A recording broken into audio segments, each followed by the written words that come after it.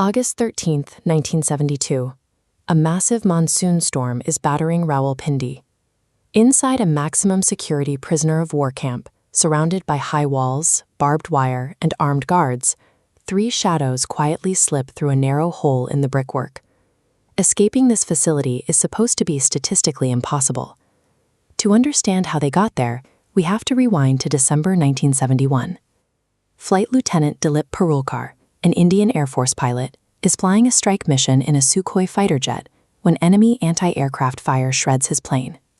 He ejects, landing injured in hostile territory. An angry mob swarms him before local soldiers step in, dragging him into an interrogation cell. The officers slide him a pencil and demand he draw a map of India's highly classified Udhampur airbase. Parulkar agrees. He painstakingly sketches out the runways and hangars, hands it over, and waits.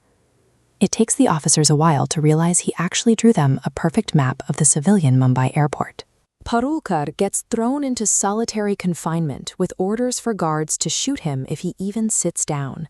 But that fake map proves his intent. Parulkar is a tactical thinker who refuses to stop fighting, even from inside a prison cell. On December 25th, news reaches the camp that the war is over. Pakistan has surrendered, and India has taken 93,000 prisoners of war. A wave of relief washes over the 12 Indian pilots held at Rawalpindi. Everyone assumes a prisoner exchange is imminent, and they will be home in weeks. But Parulkar does the math. Bureaucracy moves slowly, and diplomatic negotiations over tens of thousands of prisoners could drag on for years. He gathers the other pilots and pitches an immediate breakout. The room goes quiet. Escaping means risking a firing squad. Out of the 11 men listening, only 2 step forward to join him, MS Grewal and Harish Singh. These 3 men realize that waiting for politicians to sign papers is a gamble they aren't willing to take. If they want to see home again, they have to engineer their own exit. Step 1 is getting into the right position.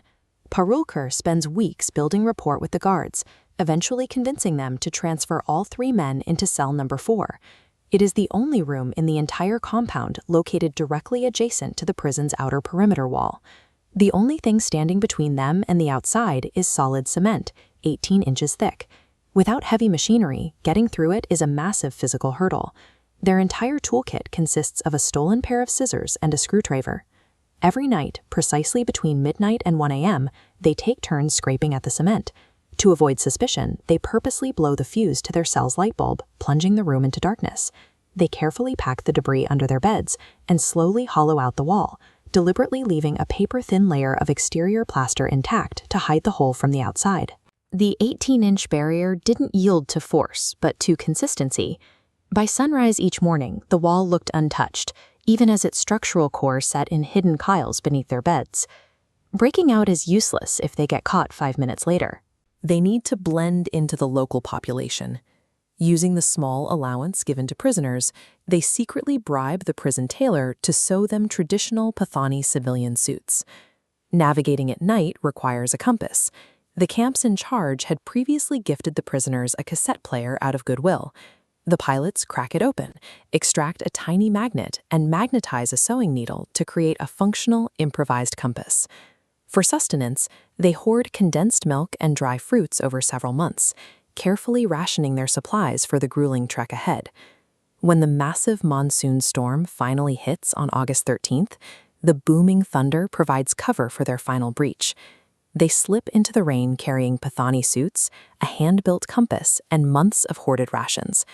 They slip through the wall, use their clothes to fashion a rope, and scale the outer barbed wire. Once free, they board a bus heading to Peshawar. Whenever someone asks who they are, they claim to be local Christians to avoid reciting religious prayers that might blow their cover. The plan works. They make it all the way to Landikotal, sitting a mere 5 kilometers away from the Torkham border crossing into Afghanistan. Freedom is a short walk away. To find the exact border crossing, the men rely on the only navigation tool they had access to back in prison, a school atlas. The map clearly shows a landmark right near the border called the Landi Khana railway station. They decide to head there, but the map hides a fatal flaw. That school atlas was wildly out of date. The Landi Khana station hadn't existed for 40 years. At a local tea stall, they ask a man for directions to the Landikana station. The man instantly narrows his eyes. He happens to be a clerk for the local Tehsildar, a government official. Knowing the station exists, he suspects they are spies. Within minutes, a crowd gathers, and the three men are detained. Parulkar tries one last desperate bluff. He aggressively claims they are Pakistani Air Force officers on leave and demands the official call their commanding officer, Usman Hamid. He hopes the sheer audacity of the demand will make them back down. The official makes the call, but as soon as Usman Hamid picks up, he instantly realizes the three missing Indian pilots from his camp are on the other end of the line. The men are dragged back to Rawalpindi and thrown into 30 days of solitary confinement. However, Parulkar's earlier calculation about diplomacy eventually pays off.